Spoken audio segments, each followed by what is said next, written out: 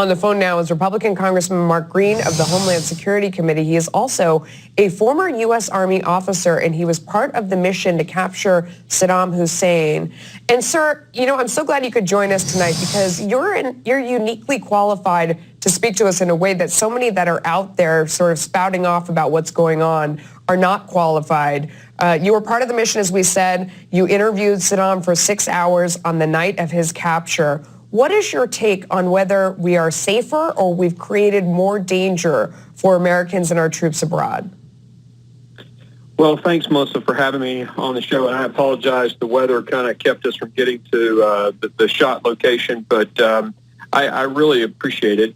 What the big concern here is, what these guys need is obviously a show of strength. I mean, that's this culture.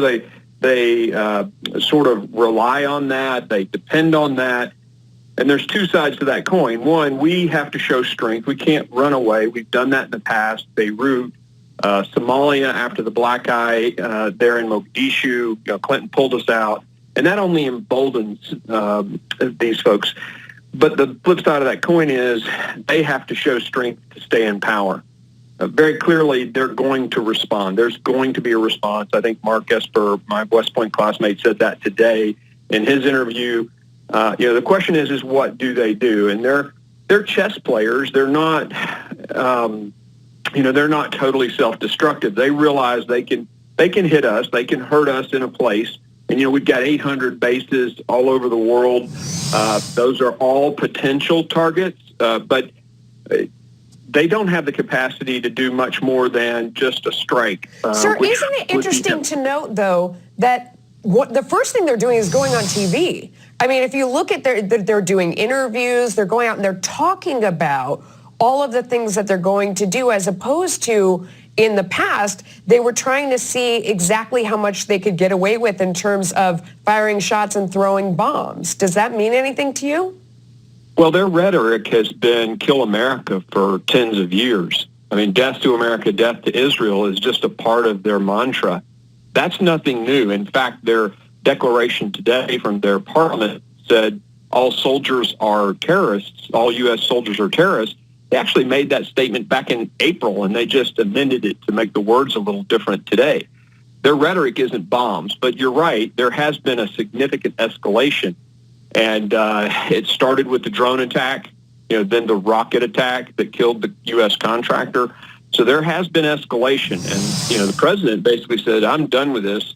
He drew a line in the sand. If any American dies, right. An American died, and he responded. It is so easy to second guess afterwards what should have been done differently, and that's exactly what Democrats and the president's detractors are doing. They're saying rather than taking out this person who, was their lead military commander, why didn't they take out troops in the field, that there were other things that could have been done that would have been better. How do you respond to that criticism? I think that's ridiculous. They're putting political talking points over our national security. I mean, they're more concerned about, doing anything they can to hurt Donald Trump than they are protecting soldiers in the field. This guy was a major planner.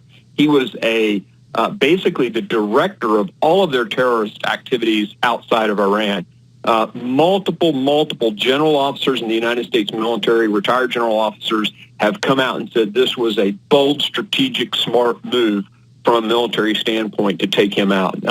They are severely, there's an article out of The Guardian in UK, not known to be real supportive of President Trump, that basically said the disruptions in Syria, and remember in Syria, this guy killed hundreds of thousands of people.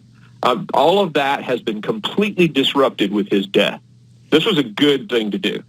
Now, in the meantime, when I talk about what they're saying to the cameras, it's actually not the death to America. What I mean is their ambassadors who have come out and done interviews on the BBC and elsewhere are saying, this isn't about Americans. We don't have anything against Americans themselves. Yeah. It's about your leader who's a terrorist. That is a change in tone. I mean, it is You're almost right. Like their talk is almost softer now in the wake of this attack. Absolutely. And I noticed that today, too. If you look at just today, starting with the funeral, yes. Rhetoric shifted to mostly talking about how our soldiers, even their targets now, it's all about where the military in the region, U.S. military in the region, America get out of the region.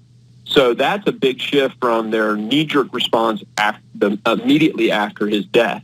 So I do sense that they're probably downplaying it with their rhetoric a little bit, and I think that's a good sign. What do you make of the crowds? And you know, we came in with this story of it's hard for Americans to imagine this idea that you have thousands of people in the street, that you have more than 50 people who were trampled and killed. You know, in the past few weeks, we have been looking at crowds that were demonstrating against the government because they don't have essential human needs.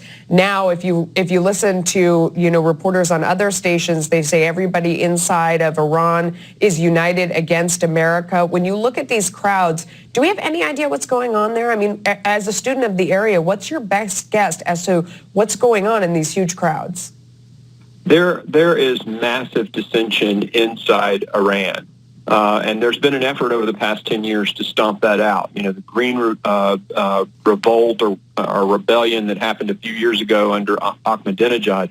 You know, all of the Farsi people, particularly the younger Iranians, are very moderate, and they are sick and tired of this government. It's just totalitarian, and who knows what happened in those crowds today. It was his hometown, so I imagine that there were a lot of people that were very pro-Soleimani, but it's also very possible that they went door to door and forced people into the streets to be a part of the demonstration. Yeah. Congressman Mark Green, I know it was hard to get to us. We appreciate you picking up the phone. Thanks for coming on tonight. No, we loved having you. Thank you. Thank you. Bye-bye.